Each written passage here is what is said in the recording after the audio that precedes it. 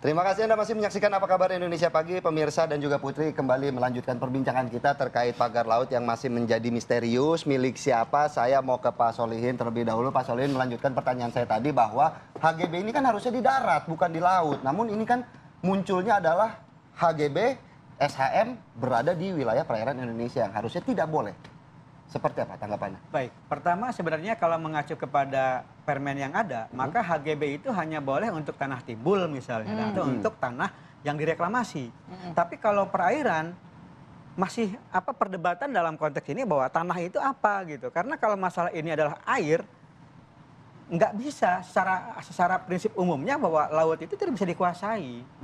Makanya kenapa MK membatalkan tahun 2010 tentang bagaimana kepemilikan pengusahaan atas wilayah laut yang tidak bisa dikendalikan. Itu sebenarnya. Dan memang tadi yang Pak Cep sampaikan bahwa banyak pengguna laut, kita bayangkanlah, untuk mengakses ke tengah laut misalkan, dia harus memutar sekitar 30 kilo, berapa BBM yang dikeluarkan oleh nelayan. Nah itu yang kenapa dimanapun tidak ada sebenarnya pengkaplingan dalam konteks di wilayah laut ini. Apalagi tadi saya katakan bahwa syarat untuk yang dimintakan oleh pemilik kepada misalkan kepada pengajuan hak atas tanah itu 20 tahun berturut-turut tinggal. Pertanyaannya, adakah warga Tangerang kayak suku Bajau itu aja? Itu tinggal tidak ada, tidak gitu ada. Ya? Setahu kita ya tidak ada, tidak tapi ada. mungkin Kelapa ada ya? kali ya pindahan dari Sulawesi, mungkin dari Kalimantan. Saya tidak menemukan itu, Mas. Saya juga sering juga berkunjung ke Tangerang. Kita punya program sejak Pak Bupati sebelumnya gitu. Nah itu tidak ada yang namanya warga Tangerang tinggal di atas laut. Oke. Bisa dibilang misnya di mana berarti Pak? Misnya apakah adalah di BPN atau di KKP atau sebenarnya ada di mana? Nah, untuk mendapatkan sertifikat itu, pasal 197 mengatakan bahwa harus terlebih dahulu ada yang namanya persetujuan dan konfirmasi KKPRL, kesesuaian kegiatan pemanfaatan ruang laut. Itu dulu dilakukan. Kalau kata KKP oke, berarti KKP tahu dan mengizinkan. Tapi masalahnya sekarang saya yakin KKP juga tidak pernah mengizinkan. Karena statusnya masih belum jelas gitu loh. Okay. Apalagi nanti baru pasal 198 ayat 2. 20 tahun tinggal. Jelas 2 poin ini menurut saya itu yang dilanggar. Oke, Pak Solihin, ini kan terkesan pemerintah masih menunggu ya siapa yang memasang, kemudian KKP kan ngasih batas waktu ya untuk pembongkaran di hari Rabu misalnya gitu. Artinya ini jadi misterius siapa yang memasang meskipun HGB, sertifikat HGB itu sudah jelas ya tertera atas nama siapa perusahaan-perusahaan besar begitu ya. Nah bisa tidak kita pastikan bahwa si pemasang ini adalah si pemilik sertifikat, harusnya ya begitu ya. Lalu apakah Anda melihat hukumnya nanti gimana nih kalau misalnya ternyata ditemukan pemasangnya begitu? Apa yang bisa dijerat gitu? Pertama, mungkin enggak rumah Mbak Putri saya pagarin? Mungkin kan? Pasti yang memagari adalah pemiliknya sendiri, satu. Kalau mengenai sanksi, sebenarnya di dalam Undang-Undang Cipta Kerja 11 2020 maupun 6 2023, itu ada pasal mengenai sanksi administratif. Satu. Tapi kalau yang berubah fungsi atas peruntukannya dan sebagainya, maka bisa sanksi pidana dan denda 500 juta. Jadi sekarang kayaknya akan misalkan kalau memang mau dikenakan di administratifnya, karena saya masih belum melihat terjadi perubahan fungsi. Gitu. Tapi yang jelas itu adalah berdasarkan Undang-Undang Cipta Kerja. Jadi mau tidak mau pemerintah harusnya menindak tegas. Pertama dengan terbitnya tadi itu adalah cacat 2 pasal. Maka ya silakan pemerintah mengeksekusi maunya apa. Jadi hanya sebatas sanksi administratif. Seperti itulah. Oke, baik. Kalau Mas Cecep sendiri, ini kan perusahaan ya bukan perusahaan kecil ya. Kita lihat ya, tidak mungkinlah mereka pasti melalui prosedur atau sistem yang sesuai hingga akhirnya mendapatkan sertifikat ini. Kalau tiba-tiba pemerintah mencabut, artinya ini pemerintah memberikan atau menunjukkan sikap ketidakpastian dong terhadap para pengusaha. Ini ada kacamata lain nih dari publik juga. Jadi gini, tadi dibilang Mbak Putri perusahaan besar pasti memenuhi persyaratan. Harusnya gitu ya, yang kita tahu kan, karena perusahaan besar kan sudah biasa lah bermain bisnis dan segala macam, sudah mengetahui aturan, harusnya. Ya, jadi memang ada potensi ya, kecenderungannya memang ketika sebuah perusahaan besar ya, kemudian memasang pagar di sana, tentu dia akan berinteraksi ya dengan penguasa atau pemerintah yang mengurusi hal tersebut. pasti dia dengan menggunakan entah pengacara atau bagian hukum dari perusahaannya berkomunikasi dengan si pihak yang berwenang di sana. Ada proses itu. Meskipun kita nggak tahu ya prosesnya kemudian apakah terjadi penyalahgunaan wewenang atau enggak gitu. Karena kan jelas tadi dengan rentetan putusan MK, kemudian keluar Permen ATR BPN-nya dan seterusnya KKP 3RL tadi ya. Itu sebenarnya kan ada rentetan yang sebenarnya membuat pemerintah, pihak yang berwenang di sana harusnya lebih berhati-hati sebenarnya. Itu satu poin sebenarnya ya. Harusnya lebih hati-hati karena ini kan ada persoalan di sini. Atau ini memang sebenarnya ya, bisa aja kan kita curiga ya. Jadi modus gitu untuk apa? Untuk memperluas ya, memajukan batas darat gitu. Wilayah darat, wilayah darat. Ya, dalam bahasa yang lain seperti itu. Nah, tapi kemudian kemarin kan Menteri KKP sudah menyampaikan itu ilegal. Tinggal kan kemudian kita tunggu sampai besok nih ya, Rabu ya, bagaimana responnya dari si pemilik wilayah yang dipatok ini. Memang masih bisa, artinya masih bisa melakukan perlawanan untuk kasus seperti ini? Enggak juga sebenarnya. Dan sebenarnya kata kuncinya dari Presiden Prabowo. Ya, betul. Ketika Prabowo sudah menyampaikan, selesaikan di sini, saya kira itu satu kunci. Kemudian dengan tekanan publik yang terjadi, dengan semua masyarakat melihatnya, saya kira ini akan berhenti ya. Maksudnya tidak akan berlanjut. Ya, tapi muncul nggak kira-kira? Gimana tuh? Muncul nggak pelakunya atau pemainnya? Ya. Besok kan, sampai besok kan?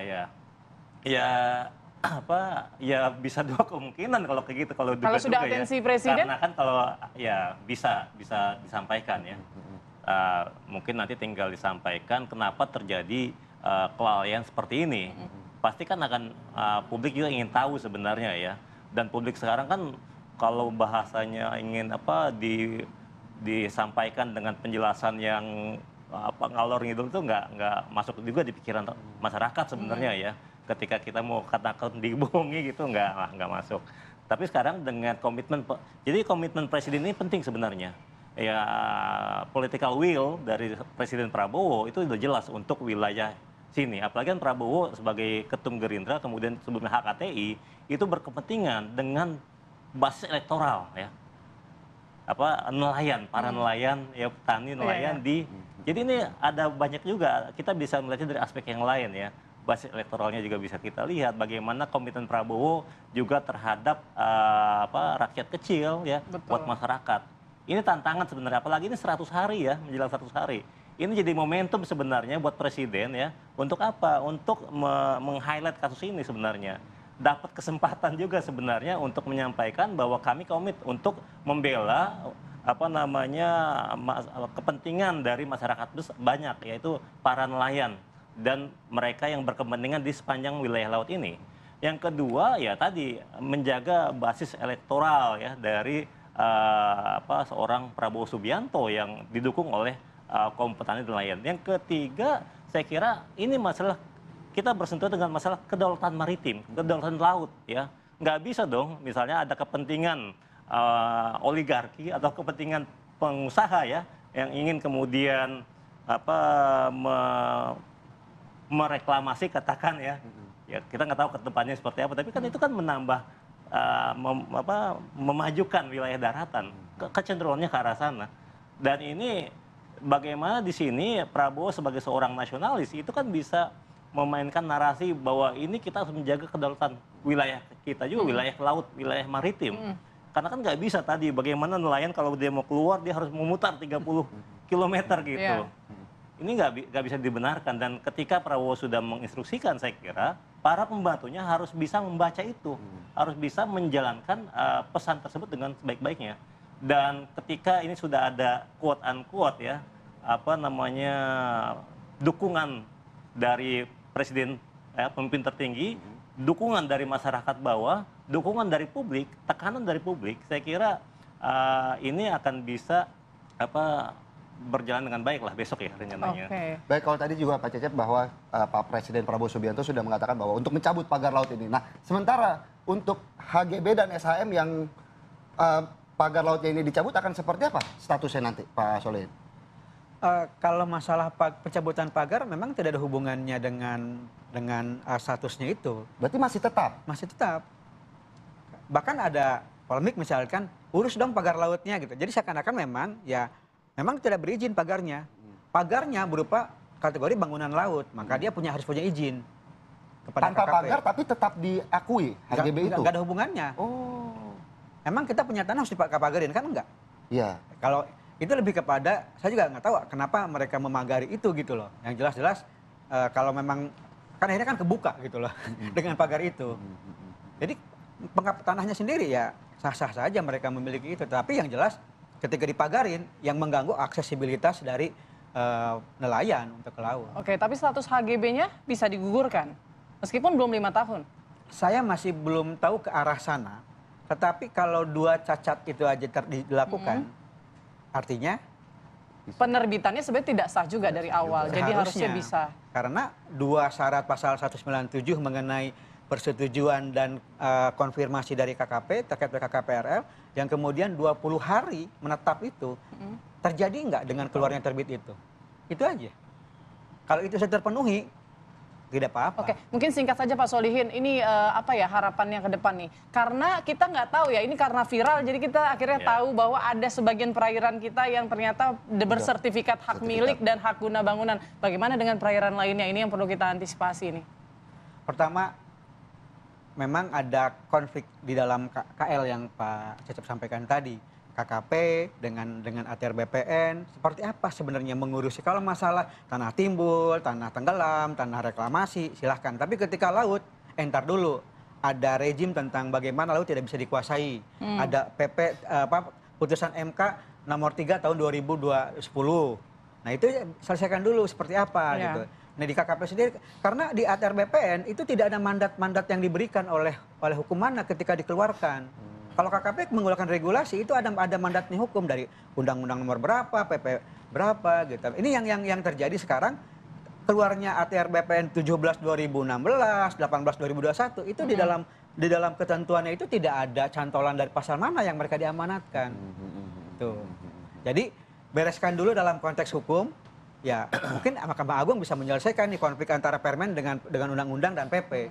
Berikutnya baru lihat lagi terbitnya HGB ini atau hak atas tanah, prosesnya benar apa enggak.